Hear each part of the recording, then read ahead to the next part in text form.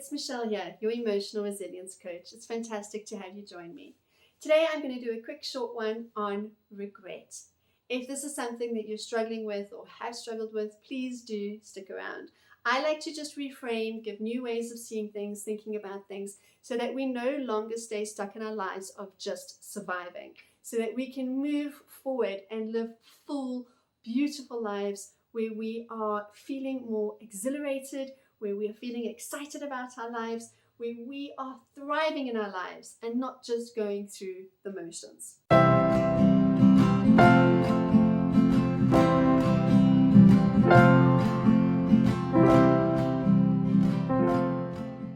All right, so I chose regret because I was chatting to a client recently who has had a really tough time of it, and there have been a lot of mistakes made in their life that at least they feel that there are mistakes that they beat themselves up about. They can't let it go. It is something that haunts them.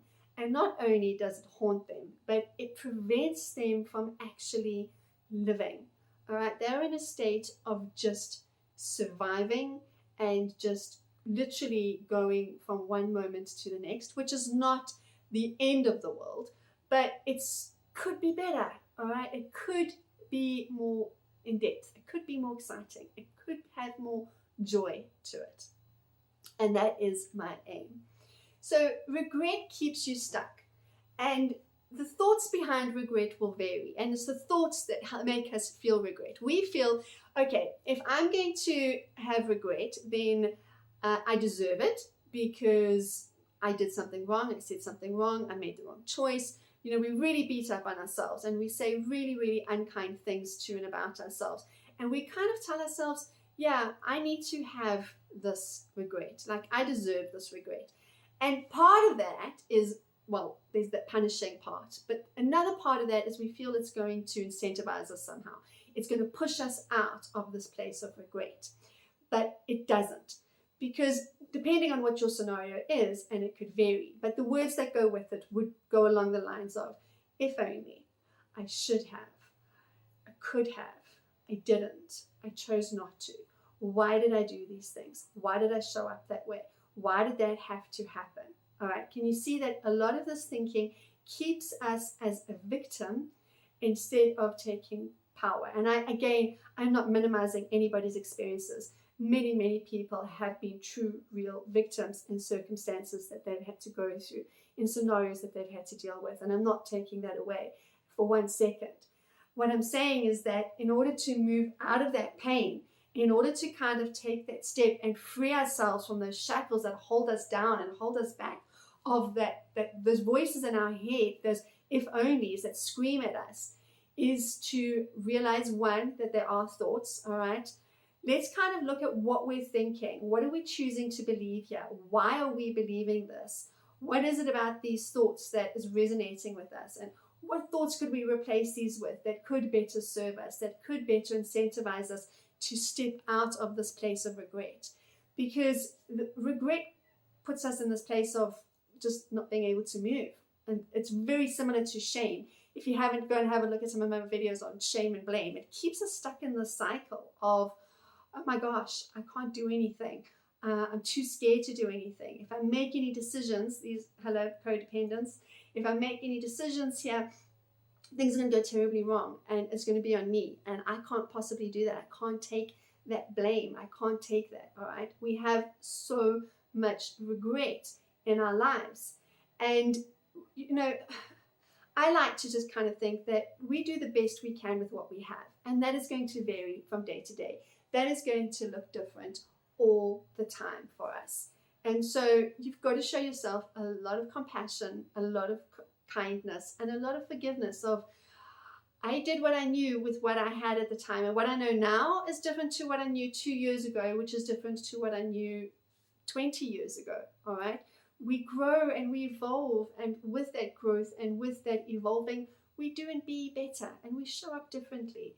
And so it's okay, it wasn't the best, all right? It was the best at the time, but now I know better and I can do better, all right? These are the kind of thoughts that we want to play with rather than should have, could have, if onlys, because there's no changing it. There's no going back, all right? What's done is done.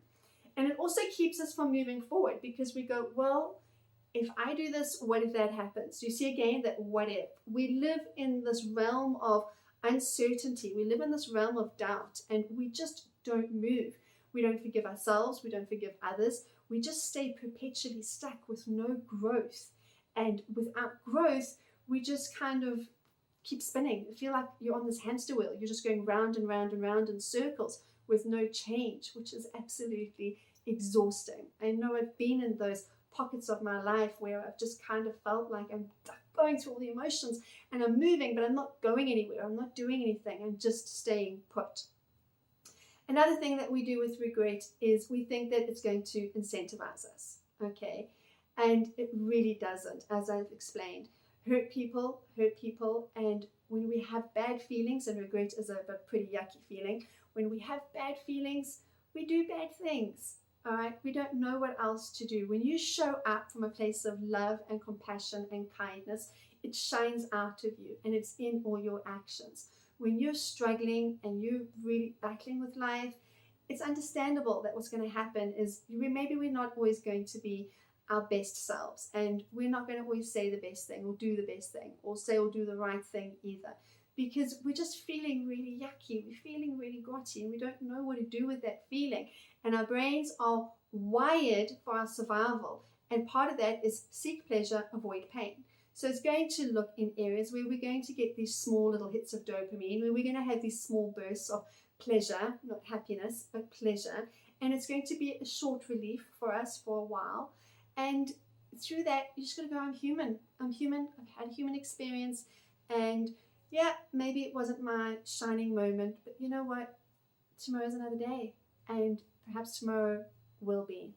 All right, regret, guys, really just doesn't work. It just keeps us from living up to our potential, from being who we are naturally, which is loving and compassionate and kind and generous and all things good. It's there, it's at our core. It's just being hidden by layers and layers and layers of hurt and pain and shame and regret and remorse and all these emotions that we feel, oh, I should have, because if I have these, then it's going to motivate me. And it does not motivate us. It keeps us in our pool of misery. If you're ready to take that step out, please do go back and have a look at past videos. I love to hear from you. If this is resonating, please send it forward to someone you know this could benefit. Together we can stand and take our power